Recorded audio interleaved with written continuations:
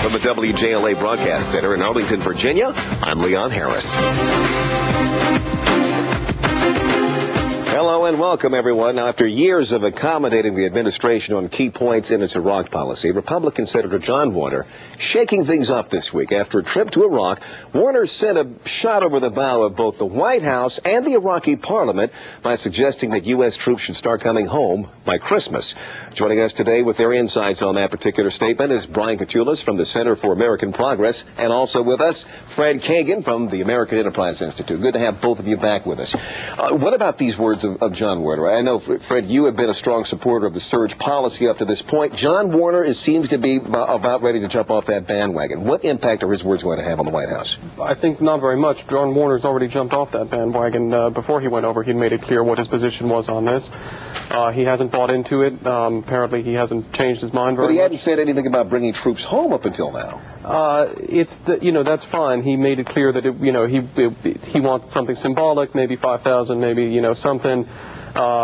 It's very unrealistic. It does not correspond with military reality on the ground, and it's not something, I think, that is going to drive the debate in any powerful way. Why does it not correspond with reality on the ground there? Because when you go over there, when you talk to the commanders on the ground, and you ask them, do we need to sustain this? Could we start bringing troops home? What would happen if we started to withdraw early? Mm-hmm. You get a very clear answer that if you do that, the security situation will start to deteriorate again. We simply are not at the point now where we can hand over to the Iraqis in this kind of time frame and not have things start to deteriorate. Can you agree with that, Brian? Well, I disagree slightly. First, with I think Senator Warner's statement is yet another sign that the president is increasingly isolated from his own party, let alone the nation. I think Washington's catching up to where the American public is. 70%, want the troops to come home. I think the assessment of whether or not the situation will improve or get worse in Iraq really depends on how you look at whether the Iraqis are stepping up to the plate and how do you get them to do that. Because I think the fundamental question now is allegiance and motivation. It's not skills building and technical military skills. Right now, Iraq's in a civil war. It's, in fact, in multiple civil wars.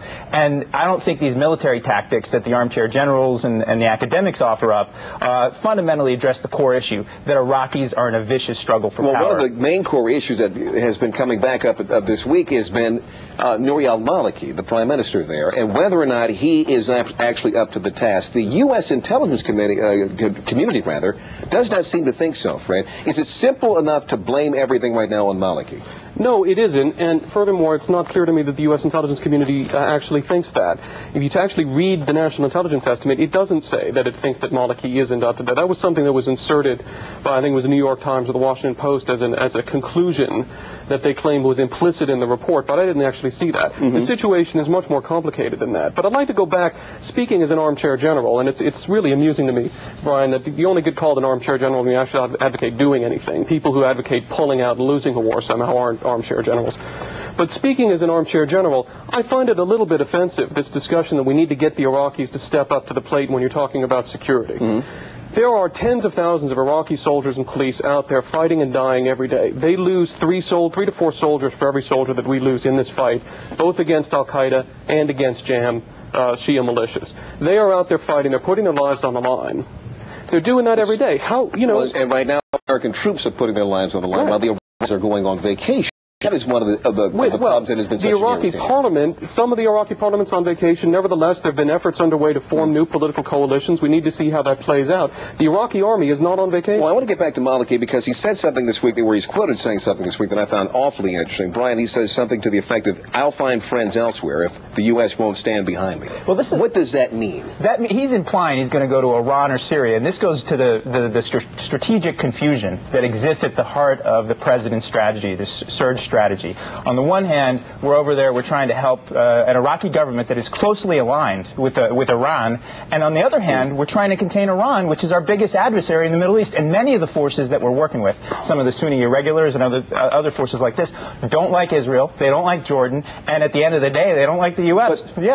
So I think this is the confusion that exists at the heart of this policy. All of that notwithstanding, the bottom line was that the surge was supposed to give breathing room to the politicians so they could actually begin to bring the country together. No one is seeing anyone coming together at this point. And the surge operations have been going for about 2.5 months. When we actually had the forces in place, we've actually been conducting the operations we wanted to conduct. You've had about 2.5 months of that. We've gotten the security situation far improved. Brian talks about a civil war. That's fine. Sectarian killing is way down. We're getting the security situation under control. It's too soon to expect to see. John Waters says that he does not think that it's worth Americans to continue to lose their lives right now. If the issue were just, can we end this war and stop having American people lose their lives, that would be one thing. But the question is, what happens if we pull out?